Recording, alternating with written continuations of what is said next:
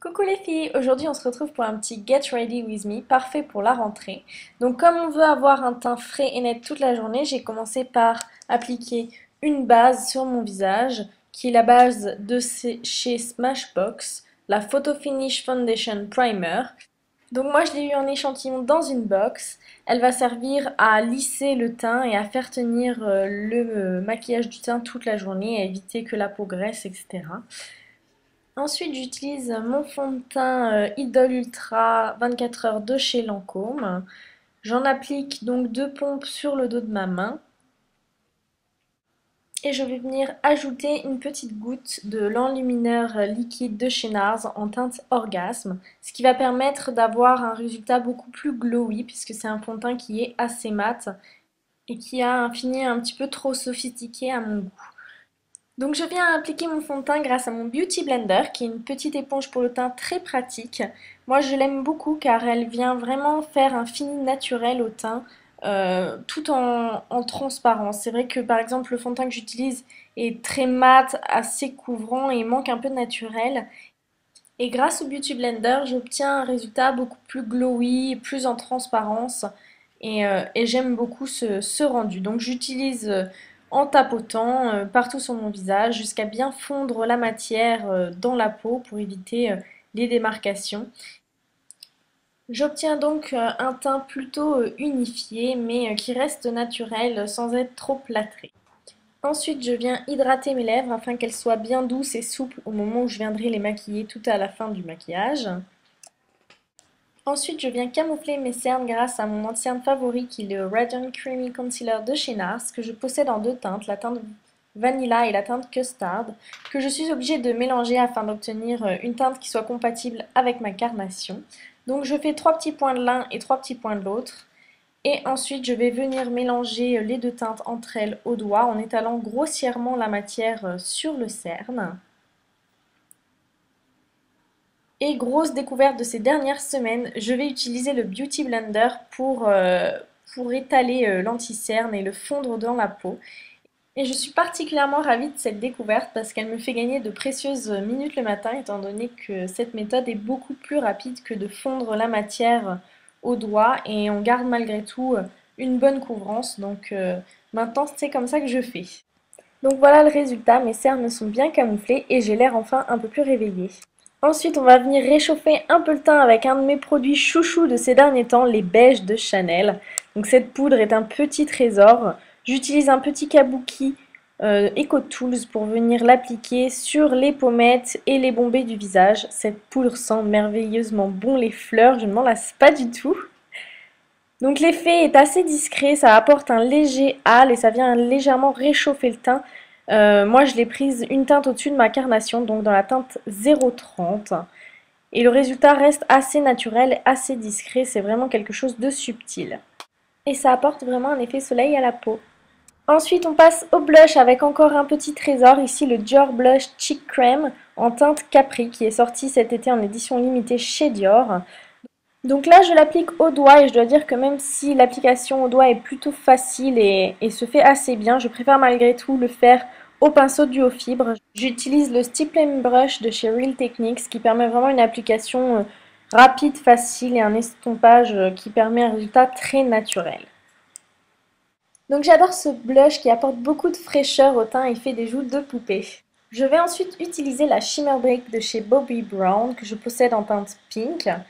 Donc c'est un très joli objet et je vais l'utiliser en tant qu'enlumineur. Donc je mélange toutes les teintes entre elles et je vais venir avec un petit pinceau Real Techniques qui est le pinceau contouring il me semble. Je vais venir le poser sur le sommet des pommettes et un petit peu sur les tempes et sur l'arcade sourcilière afin d'apporter de la lumière au teint. Et pour apporter la touche finale au teint, j'utilise mes perles de météorite de chez Guerlain. Donc je balaye tout mon visage grâce à un petit kabuki de chez Make Up Forever et ça permet vraiment de finir d'unifier le teint et d'apporter une belle lumière. Et on passe aux sourcils, une tape à laquelle je me suis mise depuis peu. Donc pour cela, j'utilise mon petit kit de chez Catrice et mon pinceau double embout de chez Make Up Forever Professionnal.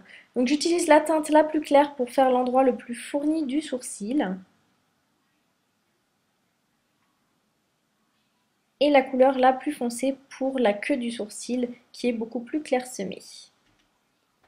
Donc c'est une étape qui est toute nouvelle pour moi et c'est un petit peu laborieux, mais petit à petit je progresse et je trouve que ça redéfinit vraiment le visage, surtout quand on a des yeux un petit peu maquillés, un maquillage un peu fort au niveau des yeux, ça permet vraiment de d'avoir quelque chose de plus propre, de plus défini.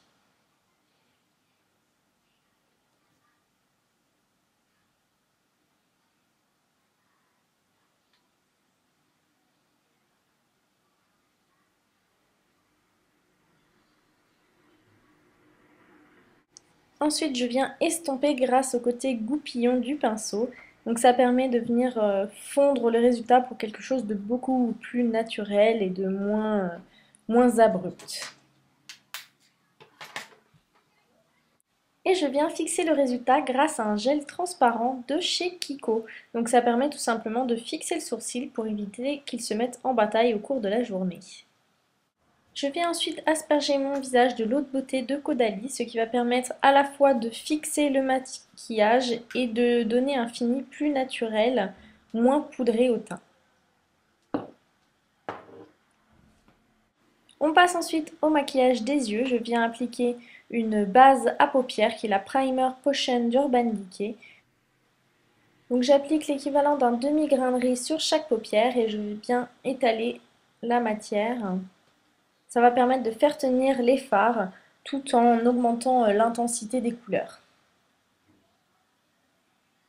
Donc on n'oublie pas le ras de cils inférieur, j'applique une petite quantité sur ma main, puis j'utilise le pinceau à eyeliner de chez Real Techniques pour venir appliquer la Primer Potion en ras de cils inférieur afin que là aussi les fards tiennent bien puisque sinon moi ça part au cours de la journée. J'utilise ensuite la palette One Night in Morocco de chez NYX. Je vais utiliser la couleur la plus claire pour maquiller le dessous du sourcil afin d'avoir un sourcil bien propre et un point de lumière à cet endroit-là. Donc c'est un beige blanc très très clair. Ensuite je vais utiliser le gris taupe qu'il y a en haut à droite de la palette et je vais venir appliquer la couleur au niveau du coin externe et au niveau du creux de paupière. Donc pour ce maquillage, je fais un petit peu l'inverse de d'habitude puisque je commence par le coin externe et par la couleur la plus foncée, tout simplement parce que par-dessus je vais utiliser une texture crème. Donc j'ai d'abord utilisé un pinceau plat pour appliquer le gros de la couleur et ensuite je viens retravailler la couleur avec un petit pinceau fluffy qui est un pinceau estompeur, quitte à rajouter de la matière. Donc on estompe afin d'avoir un joli regard fumé, quelque chose de bien travaillé. Donc j'étire pas mal la matière vers l'extérieur afin de faire un effet un peu œil de chat, un regard un petit peu sexy. Et on continue à estomper toujours. Et ça prend du temps. Donc là j'ai l'air bien maline avec mon petit regard de panda. Je vais ensuite faire le ras de cils inférieur toujours avec la couleur taupe. Donc avec un petit pinceau précision. Donc il faut toujours travailler le ras de cils inférieur, sinon ça fait un drôle de regard, hein. Si vous chargez vraiment la paupière supérieure sans travailler le ras de cils inférieur, ça va vraiment vous faire un résultat bizarre. Donc pour quelque chose de bien propre et qui met en valeur le regard, on travaille le haut et le bas. Donc je vous rassure, le maquillage s'arrête pas là. Je vais ensuite utiliser mon stick eyeshadow de chez Chanel en teinte Moonriver. Donc c'est un sublime taupe irisé qui est sorti cet été. Et donc j'applique au crayon directement le stick sur la paupière. Et ça va vraiment apporter de la dimension au regard avec tous ces beaux reflets. Donc j'adore ce genre de stick parce que c'est hyper facile à travailler et c'est assez modulable puisqu'on peut aussi bien les appliquer tout seul sur la paupière mobile ou avec des maquillages un peu plus travaillés en les alliant à des textures poudre comme je le fais aujourd'hui. Donc encore le ras de cils inférieur en prélevant un petit peu de matière avec mon petit pinceau précision directement sur le stick, histoire d'apporter de la lumière également au coin interne et en ras de cils inférieur.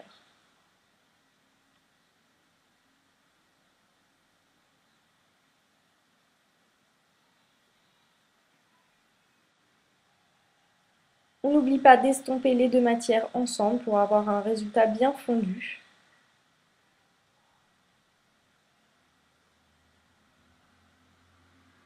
Donc vous voyez, le stick a vraiment de très beaux reflets.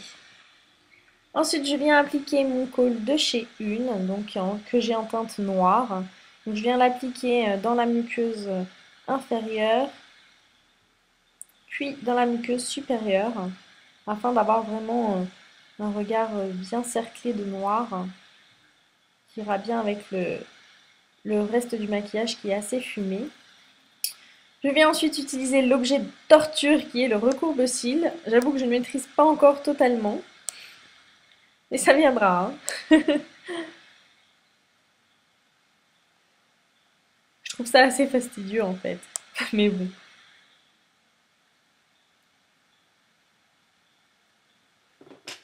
Ensuite, j'utilise mon mascara chouchou qui est le volume de chez Chanel que j'adore définitivement.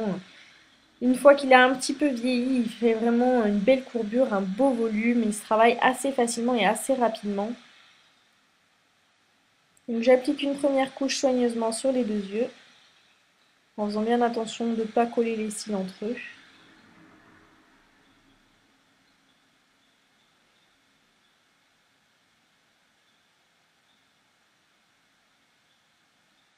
Puis je viens appliquer une deuxième couche pour avoir plus de volume et plus de longueur. Il est vraiment parfait ce mascara.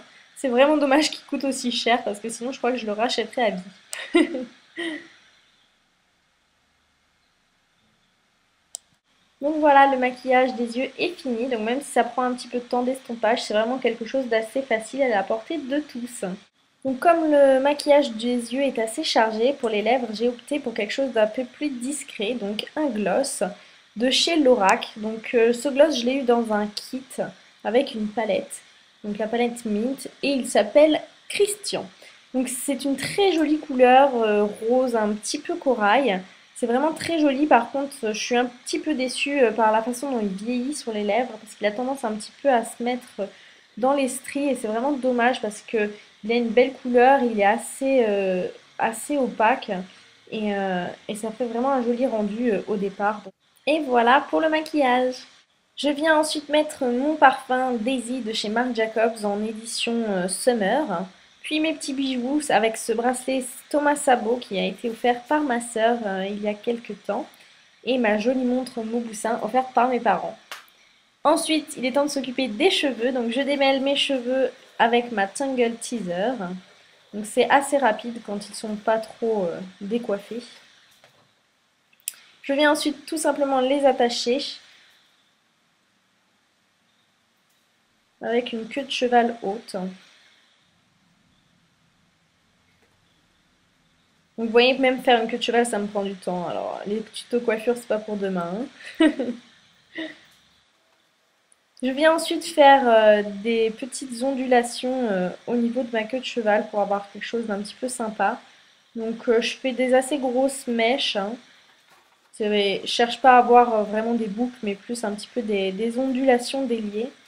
Et puis comme j'ai pas trop de patience, à vrai dire, j'arrive jamais à avoir des boucles bien définies. Donc en fait, je divise ma chevelure en 4-5 grosses mèches et je viens en fait faire chauffer le boucleur jusqu'à ce que je sente la chaleur qui passe à travers la mèche avec mon doigt.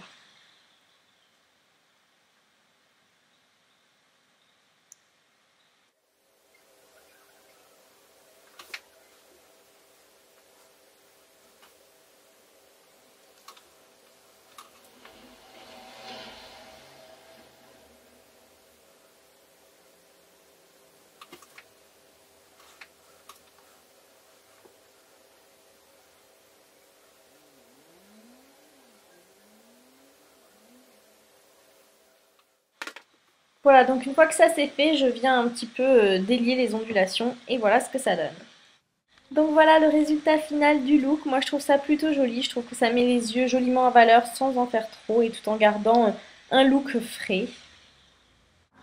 Et on passe à la tenue. Donc je mets mes petites ballerines requins argentées scintillantes de mille feux. J'ai associé ça à une petite jupe rayée moulante de chez Mango. et un petit t-shirt en lin blanc un peu loose de chez Zara. Donc que je porte par-dessus un bandeau. Donc je trouve que ça fait un look assez féminin tout en restant un peu cool, pas prise de tête, facile à porter. Donc voilà les filles, c'est tout pour aujourd'hui. J'espère que ça vous aura plu. Des bisous!